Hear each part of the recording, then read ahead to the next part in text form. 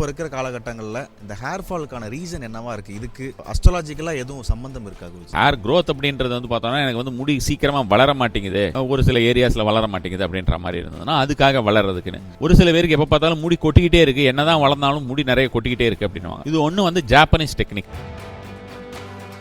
நிறைய இடத்துல அபயாங்க மசாஜ்னு போட்டு வச்சுருப்பாங்க. எண்ணெய் தடவி டூயிங் அ மசாஜ், ஆயுர்வேதப்படி பண்ணக்கூடிய ஒரு மசாஜ் அபயாங்கம் அப்படின்னு. அபயாங்கத்தில் ஷிரோ அபயாங்கம் அப்படிங்கிறது வந்து பார்த்தோம்னா தலையில் முடியில் இருக்கக்கூடிய ஒரு விஷயத்துக்கு எண்ணெய் தேய்ச்சி பண்ணுறது. ஆனால் இதில் வந்து எண்ணெய் எல்லாம் எதுவும் தேய்க்க வேண்டியதில்லை. இதில் தான் ஒரு முக்கியமான விஷயம்.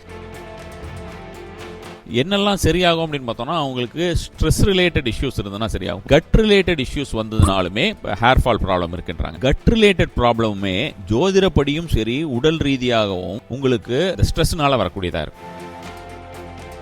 ஒரு நாளைக்கு 4 நிமிஷத்திலிருந்து 12 நிமிஷம் வரைக்கும் தலையில் இருக்கக்கூடிய பகுதியை கொஞ்சம் அப்படியே நம்ம நீக்கிட்டு அதோட இந்த ஸ்கேல்ப் இருக்கு இல்லையா, டைரக்டா அதில் வந்து அழுத்தம் கொடுத்துக்க வேண்டியது. இந்த மாதிரி எவ்வளவுக்கு எவ்வளவு எமோஷனல் ஃப்ரீடம் டெக்னிக் EFTன்னு ஒரு விஷயம் இருக்கு. நம்ம உடம்புல ஒரு சில பகுதிகளை தட்டி ஆரோக்கியம் ஸ்ரீகுரு நேயர்கள் அனைவருக்கும் அன்பான வணக்கம். Hair fall and hair growth சம்பந்தமாக நிறைய விஷயங்கள் நம்ம குருஜி கிட்ட கேட்டு தெரிஞ்சுக்கலாம். வணக்கம் குருஜி. நமஸ்கார் குருஜி, நீங்கள் நிறைய ரீசெண்டாக நம்மளோட சேனலில் கூட போட்டிருந்தீங்க. பழைய வீடியோக்கள் சேர்ந்து ஹேர் ஃபால் ரிலேட்டடாக, ஹேர் க்ரோத் ரிலேட்டடாக நீங்கள் போட்ட வீடியோக்கள் எல்லாமே பல லட்சங்கள் போயிருக்கு. நிறைய பேர் அந்த மெத்தட்ஸ் எல்லாம் ஃபாலோ பண்ணி நல்ல ரிசல்ட் இருக்குன்னு கமெண்ட்ஸ்லேயே கூட நம்ம பார்க்க முடியுது. அந்த மாதிரி இப்போ இருக்கிற காலகட்டங்களில் இந்த ஹேர் ஃபாலுக்கான ரீசன் என்னவா இருக்குது? இதுக்கு அஸ்ட்ராலஜிக்கலாக எதுவும் சம்மந்தம் இருக்கா குருஜி? ஒவ்வொரு உடல் சார்ந்த விஷயங்களில் ஒவ்வொரு விஷயங்களுக்குமே நம்ம வந்து ஜோதிட ரீதியாக ஒரு பிரச்சனை இருக்கும் அப்படின்னு வைங்களேன். இந்த ஜோதிட ரீதியாக இருக்கக்கூடிய பிரச்சனைகளை கரெக்டாக நம்ம ஐடென்டிஃபை பண்ணுறதுக்காக தான் மெடிக்கல் அஸ்ட்ராலஜி அப்படின்ற ஒரு விஷயமே வந்திருக்கு. நான் வந்து ப்ரீவியஸாக சொல்லியிருந்த அந்த ஒரு hair fall related, hair growth related விஷயங்கள் எல்லாமே கூட வந்து பார்த்தோம்னா ஜோதிட ரீதியாக இருக்கக்கூடியதை சார்ந்து அதற்கு நம்ம என்ன ரெமெடி செய்வோம். இப்போ பொதுவாக நமக்கு ஏதாவது ஒரு ஜோதிட ரீதியாக ஏதாவது ஒரு விஷயத்துக்கு பிரச்சனை இருக்குன்னா அதுக்கு நம்ம ரெமெடி வந்து கோயிலுக்கு போகிறது, வழிபாடுகள் செய்வது, பிரார்த்தனைகள் செய்வது, இந்த மாதிரியான விஷயங்களெல்லாம் இருக்கும். ஸோ அதுக்கு நம்ம உடலுக்கு ஏதாவது வந்ததுன்னா அதுக்கு என்ன செய்யணுமோ அது மாதிரியான ஒரு விஷயமாக கொடுத்தது தான் எல்லாமே வந்து சக்ஸஸ்ஃபுல்லாக இருந்திருக்குன்னு வச்சுக்கோங்களேன். இன்னைக்கு பார்க்க போகிறது அப்படின்றது வந்து பார்த்தோம்னா ஹேர் ஃபால்க்கு ஒன்று பார்க்கலாம், ஹேர் க்ரோத் அப்படின்ற ஒரு விஷயத்துக்கு. ரெண்டுமே வேறு வேறு விஷயம். அந்த ஹேர் க்ரோத் அப்படின்றது வந்து பார்த்தோம்னா எனக்கு வந்து முடி சீக்கிரமாக வளர மாட்டேங்குது, ஒரு சில ஏரியாஸில் வளர மாட்டேங்குது அப்படின்ற மாதிரி இருந்ததுன்னா அதுக்காக வளர்றதுக்குன்னு. ஒரு சில பேருக்கு எப்போ பார்த்தாலும் முடி கொட்டிக்கிட்டே இருக்குது, என்னதான் வளர்ந்தாலும் முடி நிறைய கொட்டிக்கிட்டே இருக்குது அப்படின்வாங்க. இது ஒன்று வந்து ஜாப்பனீஸ் டெக்னிக்னு வச்சுக்கோங்களேன்.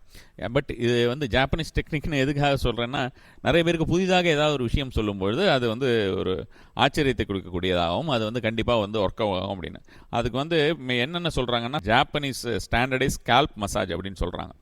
ஆனால் இது வந்து பார்த்தோம்னா ஷிரோ அபயாங்கா அப்படிம்பாங்க நம்மளுடைய ஆயுர்வேதத்தில். ஷிரோ அபயாங்கா. இப்போ அபயாங்கா அப்படிங்கிறது வந்து பார்த்தோம்னா மசாஜ், உடம்புல இருக்கக்கூடிய மசாஜ் எல்லாம் பண்ணுறது. நிறைய இடத்துல அபயாங்கா மசாஜ்னு போட்டு வச்சுருப்பாங்க. எண்ணெய் தடவி மசாஜ் பண்ணுறது proper way of doing a massage, ஆயுர்வேதப்படி பண்ணக்கூடிய ஒரு மசாஜ் அபயாங்கம் அப்படின்னு.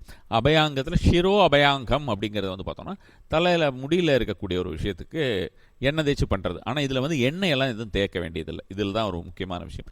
இப்போ நான் சொல்லக்கூடிய இந்த விஷயங்களில் என்னெல்லாம் சரியாகும் அப்படின்னு பார்த்தோம்னா அவங்களுக்கு ஸ்ட்ரெஸ் ரிலேட்டட் இஷ்யூஸ் இருந்ததுன்னா சரியாகும். பொதுவாக இந்த ஸ்ட்ரெஸ் ரிலேட்டட்னால hair fall problems, hair growth problems இது எல்லாமே இருக்குது. இது ரெண்டுமே இருக்குது அப்படின்னு சொல்லக்கூடியது.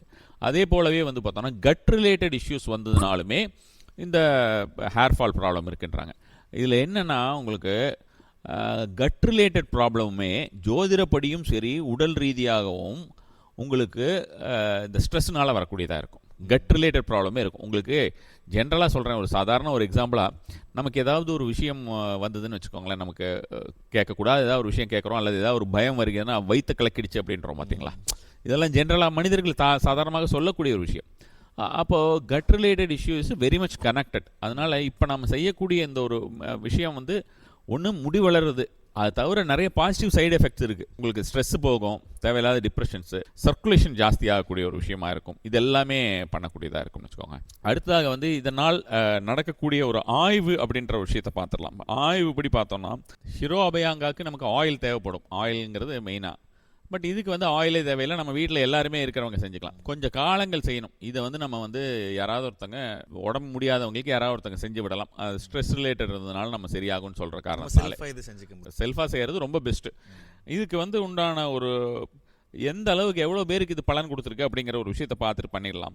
இதில் வந்து பார்த்தோம்னா 68.9 பேருக்கு ஹேர் லாஸ் இருக்கிறவங்களுக்கு ஸ்டெபிளைஸ்டு ரீக்ரோத் இருந்திருக்கு அப்படின்ற மாதிரியான ஒரு விஷயமாகவும், 37.3% நபர்களுக்கு வந்து பார்த்தோம்னா வரக்கூடிய பிரச்சனை திரும்ப வராமல் இருந்திருக்குங்கன்னு சொல்லியிருக்காங்க. இதெல்லாமே வந்து மெடிக்கல் டேட்டாலேருந்து எடுத்தது. 31.7% பேருக்கு வந்து பார்த்தோம்னா லைட்டாக தான் வந்து குணம் இருக்குன்னு. அப்போ ஓவராலாக நம்ம பார்க்கும்போது 68.9% பேருக்கு வந்து பார்த்தோம்னா நல்ல ஒரு ஸ்டெபிளைஸ்டு க்ரோத் இருக்குது அப்படின்ற மாதிரி. ஹேர் வந்து ரொம்ப திக்காக இருக்கும், ஹேர் ரீக்ரோத் ரொம்ப ஃபாஸ்ட்டாக இருக்கும், நம்ம சொன்ன மற்ற விஷயங்கள் எல்லாமே இருக்கும். அதாவது ஒரு நாளைக்கு 4 நிமிஷத்துலேருந்து 12 நிமிஷம் வரைக்கும் தலையில் இருக்கக்கூடிய பகுதியை கொஞ்சம் அப்படியே நம்ம நீக்கிட்டு அதோட இது இருக்கு இல்லையா, ஸ்கேல்ப் இருக்கு இல்லையா, டைரெக்டாக அதில் வந்து அழுத்தம் கொடுத்துக்க வேண்டியது. இந்த மாதிரி எவ்வளவுக்கு எவ்வளோ எமோஷனல் ஃப்ரீடம் டெக்னிக் EFTன்னு ஒரு விஷயம் இருக்குது. நம்ம உடம்புல ஒரு சில பகுதிகளை தட்டி தட்டி சரி செய்து கொள்வது ஹீலிங் மெத்தட்.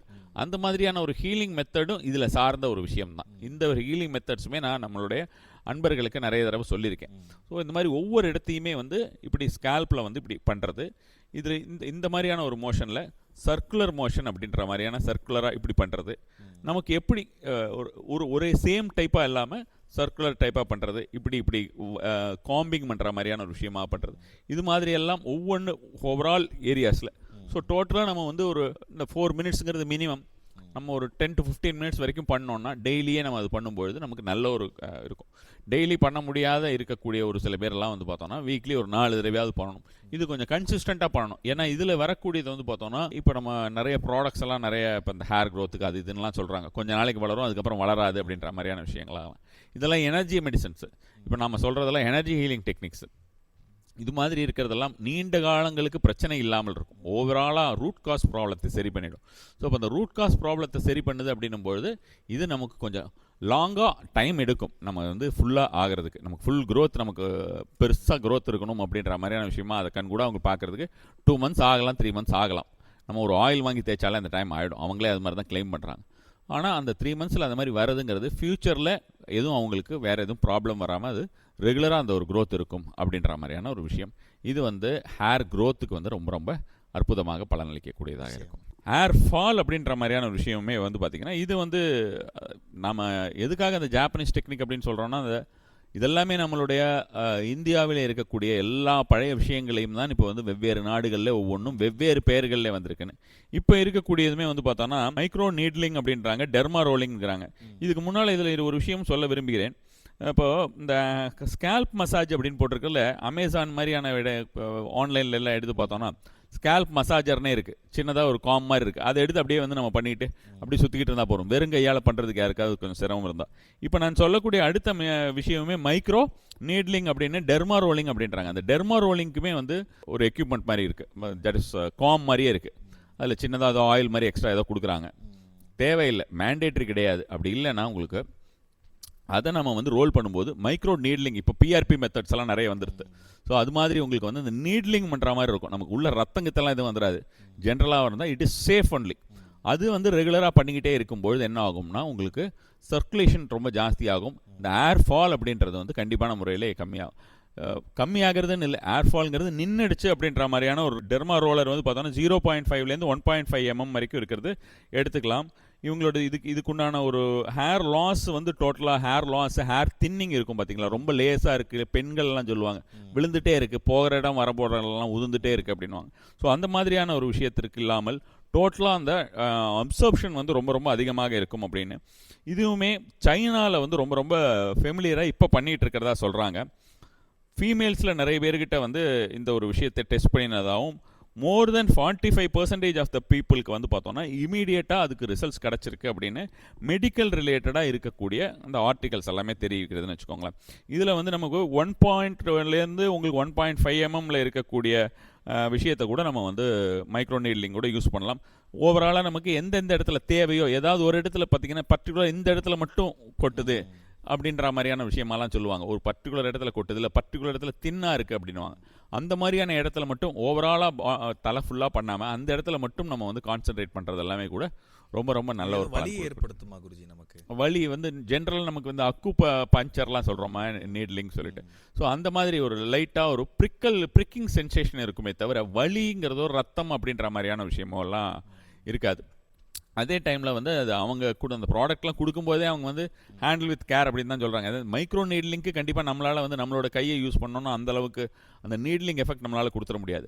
பட் அந்த ஸ்கேல்ப் மசாஜுக்கு நம்ம விரலாலேயே நம்ம பண்ணிக்கலாம். அதுக்கு ஒரு விஷயம் வேணும்னு இல்லை. சில பேருக்கு அந்த ஸ்கேல்ப் மசாஜ் பண்ண மாட்டாங்க அவங்களுக்கு அப்படின்னு ஏதாவது எனக்கு ஒரு காம்பு வேணும் அப்படின்னு நினைக்கிறவங்க அந்த காம்பு வாங்கிக்கலாம். அது 40 ரூபாய் 50 ரூபாய் ஏதோ தான் சம்திங் விற்கிது.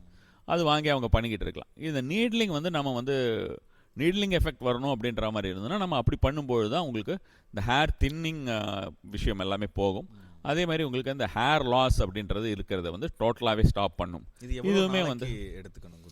இது நமக்கு அந்த growth தெரியவே ஸ்டாப் பண்ணிடலாம் அப்படின்ற மாதிரியான விஷயமாக தான். ஹார்ட்லி இதில் இருக்கக்கூடிய அந்த ரிப்போர்ட்டில் எந்த அளவுக்கு அவங்களுக்கு ரிசல்ட்ஸ் நான் சொல்லியிருந்தேன் உங்களுக்கு 45% இமீடியட்டாக தெரிஞ்சிருக்கு அப்படின்ட்டு ஓவராலாக இருக்கக்கூடிய ஒரு விஷயம்னு அவங்க சொல்லக்கூடியது வந்து பார்த்தீங்கன்னா 2 to 3 வீக்ஸ் மேக்ஸிமம் அப்படின்ற மாதிரியான ஒரு விஷயமாக அதோட ரிசல்ட்ஸ் வருது அப்படின்ற மாதிரி டோட்டலாகவே அதுக்குண்டான ஒரு பலன் வந்துடும் அப்படின்னு நம்ம வந்து கண்டிப்பாகவே சொல்லலாம்.